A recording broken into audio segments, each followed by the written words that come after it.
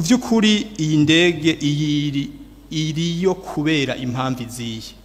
Ni impamvu yuko iri kirakorwa, ni impamvu yuko hano kuri aeroporo y'u Burundi aha kuri Melchior Ndadaye hoba harabuze piste canke parking yohagararako.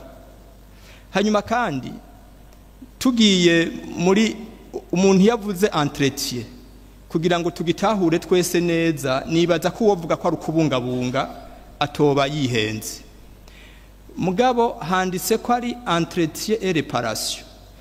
Tugiye kandi tuvuze ijambo réparation tukarivuga mu Kirundi, nibaza ko kuba ari gusanura. Uwovuga ko ari gusanura ntiyoba yihenze nawe nyene. None iyi ndege iragenda,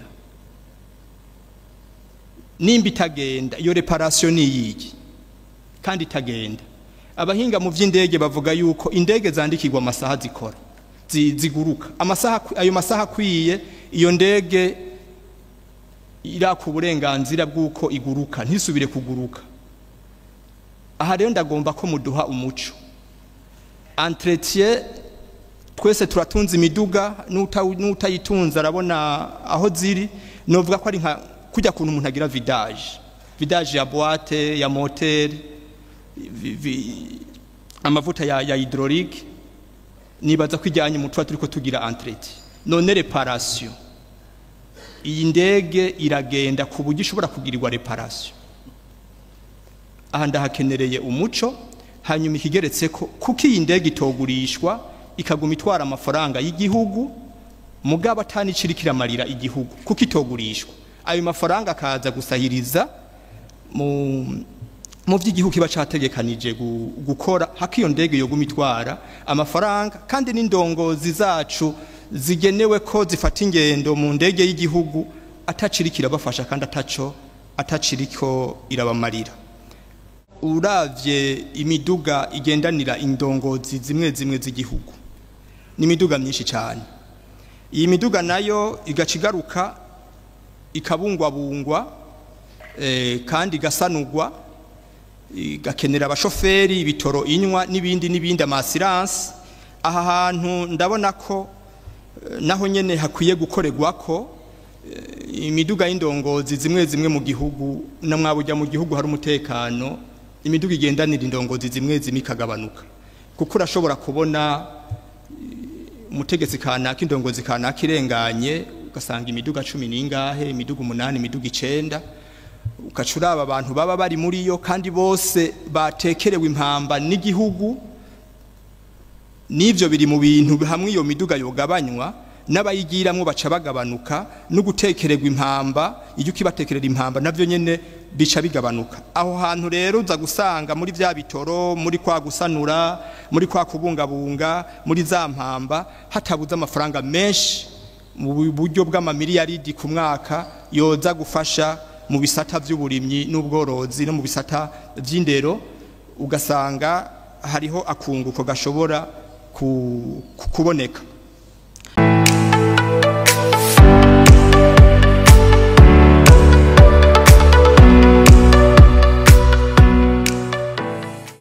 Nagira mbanze ngaruke kuri nyakubahwa umushikiranganje. Jewe sinanyuzwe n'inyishu yatanze kubijanye n'amafaranga Sena izokoresha mu mwaka w'amafaranga ugiye kuza.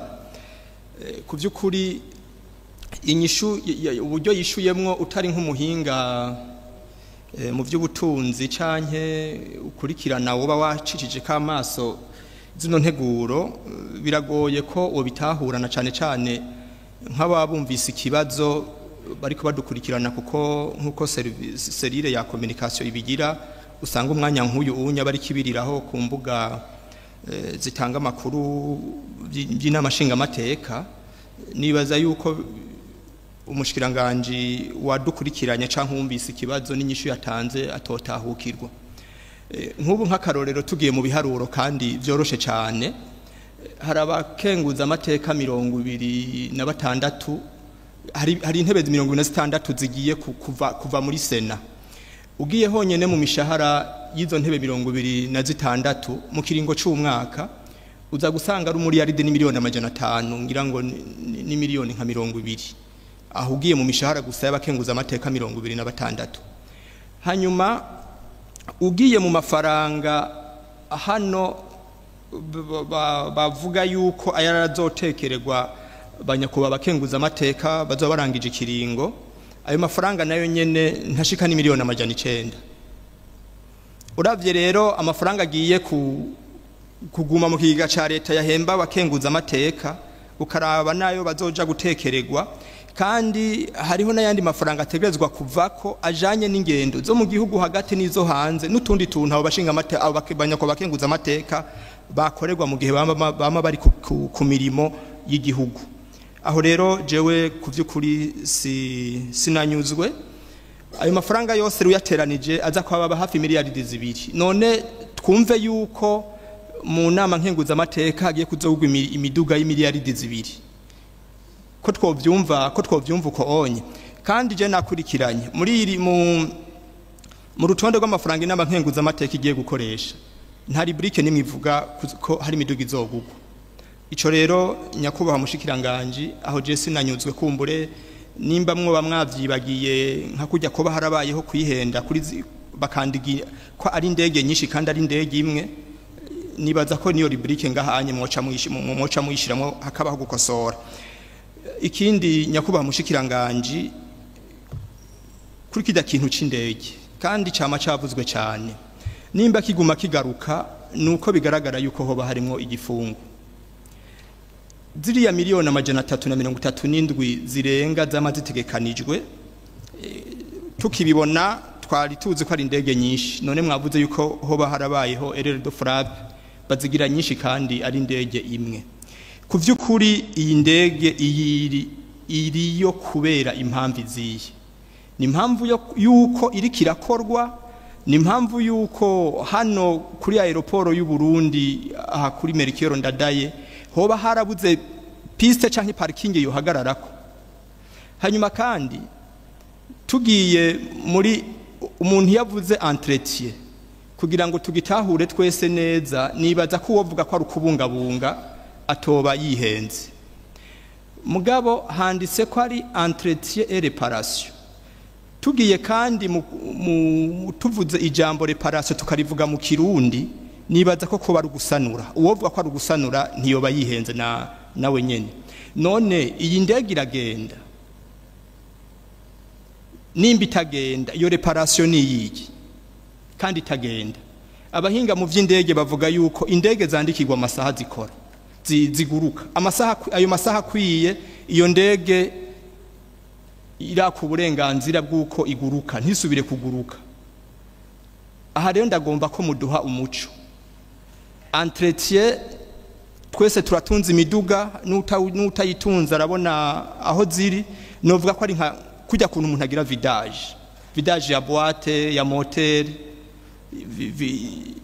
amavuta ya hydraulique, nibaza ko ijyanye mu turiko tugira entretien. None réparation, iyi ndege iragenda ku buryo ishobora kugirirwa réparation. Aha ndahakenereye umuco. Hanyuma ikigeretse ko kuki iyi ndege itogurishwa ikaguma itwara amafaranga y'igihugu, mugabo atani kirikiramarira igihugu, kuki itogurishwa ayo mafaranga akaza gusahiriza mu vy'igihugu kiba categekanije gukora, hakiyo ndege yoguma itwara amafaranga. Kandi n'indongozi zacu zigenewe ko zifata ingendo mu ndege y'igihugu atacirikira bafasha kandi ataciriko irabamarira. Hanyuma ngarutse nyakubahwa murongo n'amashinga amateka ku byo mwavuze nk'intererano, ahubwo mu byo tuma igihugu umwimbu w'igihugu wiyongera mu ntumbero yuko ibikorwa leta yokorera abanyagihugu canke bene gihugu uburyo buboneka. Je rero turazi neza yuko mu gihugu cy'u Burundi ku vy'ukuri umutekano umuntu awuvuze muri rusangi urahari, mugabo uretse ko haba maka y'abantu bazimira, mugabo umuntu adashobora kumenya abazimiza abo bantu kuko atamatohoza aba kugira ngo bigaragare yuko hamenyekana ati naka yazimiye kuba impamvu izi nizi canke yajimijwe naba. Rero aha rero ndabona ko uravye imiduga igendanira indongozi zimwe zimwe z'igihugu ni imiduga myinshi cyane. Iyi miduga nayo igacigaruka ikabungwabungwa kandi igasanurwa igakenera abashoferi, ibitoro inywa n'ibindi amasiranse. Aha hantu ndabona ko naho nyene hakwiye gukorerwa ko imiduga y'indongozi zimwe zimwe mu gihugu na mwabujya mu gihugu hari umutekano, imiduga igendanira indongozi zimwe zimwe ikagabanuka, kuko urashobora kubona umutegetsi kanaka indongozi kanaka irenganye ugasanga imiduga 10 n'ingahe, imiduga 8, imiduga 9, ukacuraba abantu baba bari muri yo kandi bose batekerewe impamba n'igihugu. Nivyo biri mu bintu hamwe iyo miduga yogabanywa n'abayigiramwo baca bagabanuka, no gutekererwa impamba, iyo kibatekerera impamba navyo nyene bica bigabanuka. Aho hantu rero uza gusanga muri vya bitoro, muri kwa gusanura, muri kwa kubungabunga, muri za mpamba hatabuza amafaranga menshi mu buryo bw'amamiliyaridi ku mwaka yoza gufasha mu bisata vy'uburimyi n'ubworozi no mu bisata vy'indero, ugasanga hariho akunguko gashobora kuboneka. Ubwa kabiri hari abantu usanga bivanye n'amabanga baba barimwo bagenegwa uburyo bwo kwiyunguruza bwa leta. Mugabe igitangaje ugasanga iyo miduga irikira kora ibintu byo mu mirima no mu mpongore za abantu bari muri amabanga y'igihugu. Ubu igihugu gace kibaho uburyo bwo kwiyunguruza, mugabe ugasanga ya miduga irikikora ivy'abantu ku gatwe kabo, kandi muri uwo mwanya ni ca gitoro nyene c'igihugu kiriko kirakora. Ahandi naho ugasanga imiduga y'igihugu yapariswe ku maparkingi y'ububare, abantu bagiye mu birabo, bagiye kwinywera, bari andeoro y'ibikorwa by'igihugu catumye kibaha bwa buryo bwo kwiyunguruza. Aha naha hantu mu myaka iheze harigeze kubaho ifishu menga nimba itari itegeko, umuduga wa leta usohotse wabuzwi umukoresha yabazi yuroye. Mu ma weekend bayategekeye ko iyo miduga ija ku mazone canke ku makomine, iyo miduga ikagumaho ikaza gutogwa mu misi y'imirimo.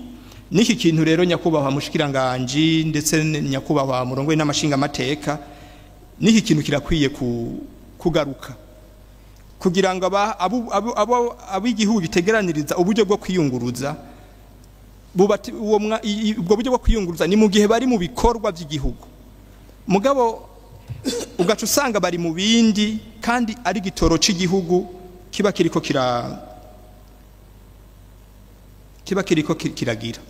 Hanyuma niki kintu cuko hari itegeko rivuga yuko abantu bashingwa amabanga y'igihugu, itegeko rirabavuga baribo, mugabo rikabasaba yuko baja kwerekana amatungo binjiye muri ayo mabanga bafise, hanyuma ntibikorwe. Mwamye muvuga byo mu bindi bihugu, reka natwe tuvuge byo mu bindi bihugu mu gihe ko bari nk'akarorero keza, kandi nibatwara akarorero keza. Ugiye kuri site ya presidence ya Senegal, urabona amatungo umukuru w'igihugu wa Senegal yagiye mu mabanga afise. Inyuma yaho papa indongozi muri Eklezia Katolika yitabiye Imana, baranavuze yuko mu mafaranga yaratunze atashika n'amayero 90, amafaranga yaratunze ku mufuko wiwe. Rero hano mu gihe abantu itegeko rihari rivuga yuko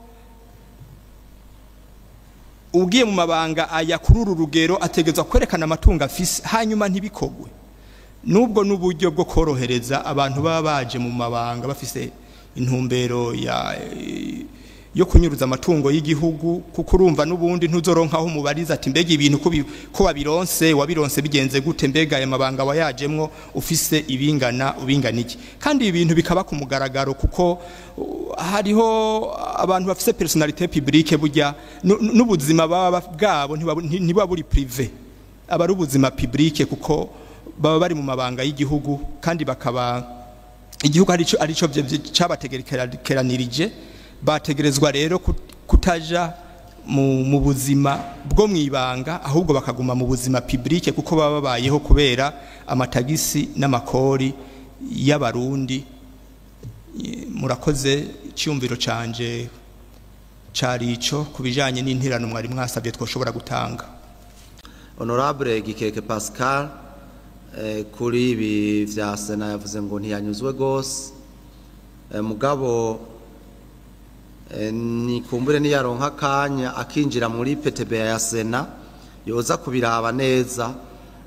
Twebwe je nk'umushikiranganje ndazi yuko iyi plan de travail budget annuel ya Sena narayikoranye nabo byose turaraba ivyo tugabanya turabigabanya vyinshi ivyo novuga ibitwongeramo turavyongeramo niho twaguye ngaha mugabo nkuko nabivuze murazi yuko iyo legislature itanguye ikenera vyinshi hagati y'ijya miduga navuze harimo les frais d'équipement z'abakenguza amateka harimo les frais d'équipement aussi